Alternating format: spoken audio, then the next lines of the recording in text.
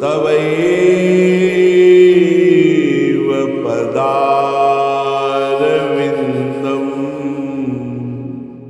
प्रेमामृतैकमकरन्द रसौघपूर्णम्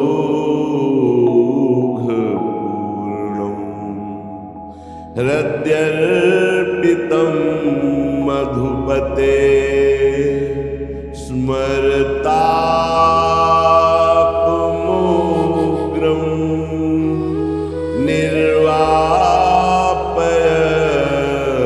परम शीतलमाश्रयामि परम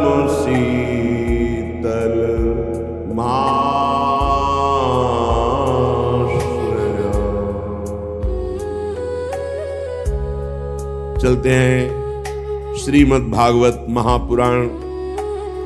महाराज परीक्षित जी श्री सुखदेव जी महाराज का पूजन करके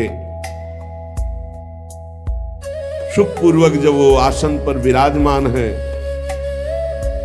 तो उनसे कहते हैं, प्रभु आप जैसे भगवत प्रेमी महात्माओं का हम जैसे गृहस्थों को दर्शन होना, स्पर्श करना या चरणामृत उतारने का अवसर मिलना, मस्तक झुकाने का अवसर मिलना, ये तो सिर्फ भगवान की कृपा से होता है।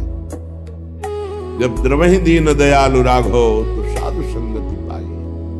हरि प्रसन्न है इसलिए हे परमहंस शिरोमणि अवधूत, आपका दर्शन हुआ, आपके चरण प्रक्षालन का, आपके स्पर्श का, आप से संभाषण करने का सौभाग्य प्राप्त हुआ।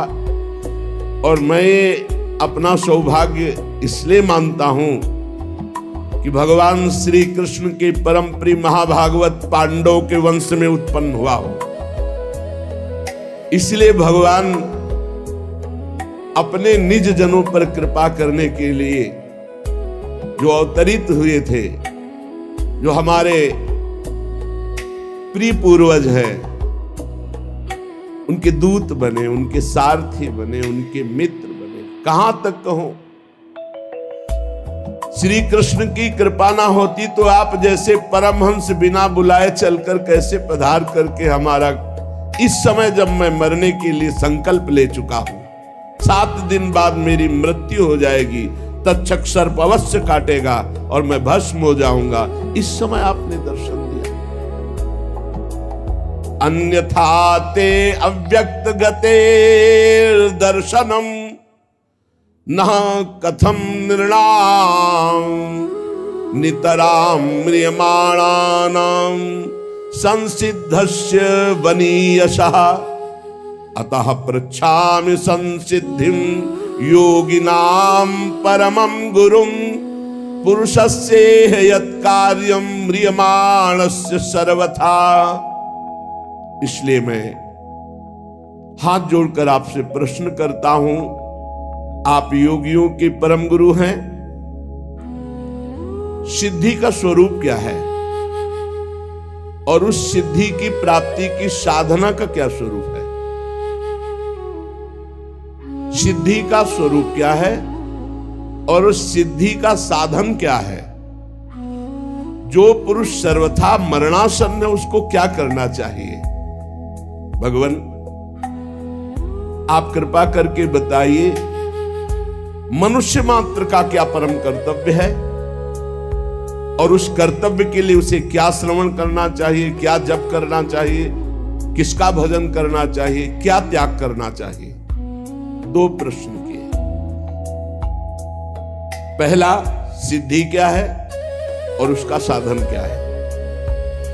दूसरा, मरणासन्न पुरुष का जो अभी निश्चित हो चुका है मरना, उसको क्या करना चाहिए?